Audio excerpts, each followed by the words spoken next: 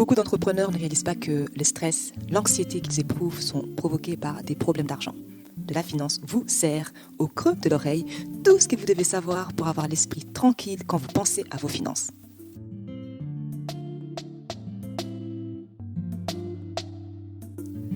Hello tout le monde, bienvenue sur les podcasts de la finance, mais pas que. Nous aidons celles et ceux qui ont l'esprit d'entreprendre à se libérer du stress provoqué par l'argent et à bâtir de la richesse. Je suis Solange Baboy, consultante financière spécialisée en gestion d'argent. Aujourd'hui, on poursuit sur notre série Comment monétiser ton hobby. Et là maintenant, on va se pencher sur la gestion de l'argent. Est-ce que vous êtes prêts? C'est parti. Quand tu étais à l'école, étant plus jeune, tu devais probablement passer des tests, des interrogations, des examens. Ta performance était mesurée en notes que tu obtenais. Et tous les mois, tu recevais un bulletin avec toutes tes notes de tes différentes matières. En effet, à l'école, donc primaire, secondaire, à l'université, tes notes étaient une mesure de tes connaissances, de tes compétences et de tes capacités. Ton bulletin était un indicateur de ton niveau de réussite dans ces matières. Que tu les réalises ou non, ton entreprise a également une mesure des succès. C'est ce qu'on appelle ton profit, ton bénéfice. Tes revenus moins tes dépenses est égal à ton bénéfice.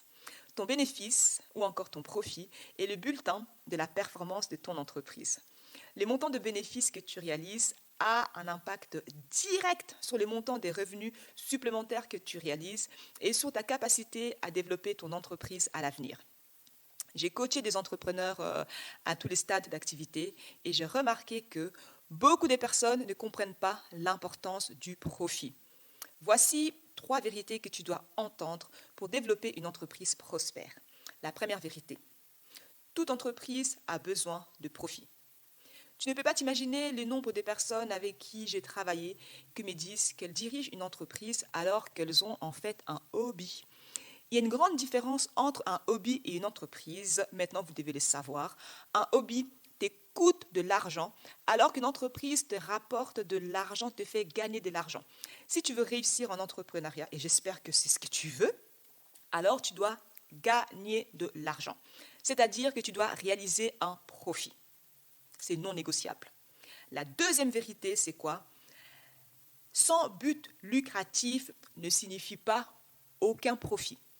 Je le répète encore, sans but lucratif, ça ne veut pas dire aucun profit. Si tu diriges une organisation à but non lucratif, ou si tu le souhaiterais, tu penses peut-être que cela ne s'applique pas à toi. Détrompe-toi. Bien que cela semble contradictoire avec les noms, à but non lucratif ne signifie pas en fait aucun profit. À but non lucratif est simplement un statut fiscal. C'est une forme juridique. Il fait référence à la façon dont l'argent circule dans l'entreprise. En fait, veux-tu savoir comment on appelle une association sans but lucratif qui n'a aucun profit? En faillite.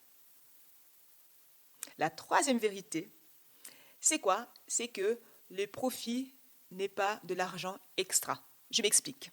Beaucoup d'entrepreneurs avec qui je travaille ont tendance à considérer les profits comme de l'argent facultatif, comme un petit bonus, de l'argent pour s'amuser, de l'argent pour le plaisir. Comme ils pensent de cette façon, ils finissent par avoir des faibles marges bénéficiaires et donner des choses gratuitement ou à un prix dérisoire. Dans certains cas, ils vont culpabiliser de fixer un prix pour leurs produits qui leur permet de dégager un bénéfice. Mais les profits, en fait, ce n'est pas optionnel. Les profits, ce n'est pas facultatif. C'est en fait un élément nécessaire dans l'équation financière mathématique de l'entrepreneuriat.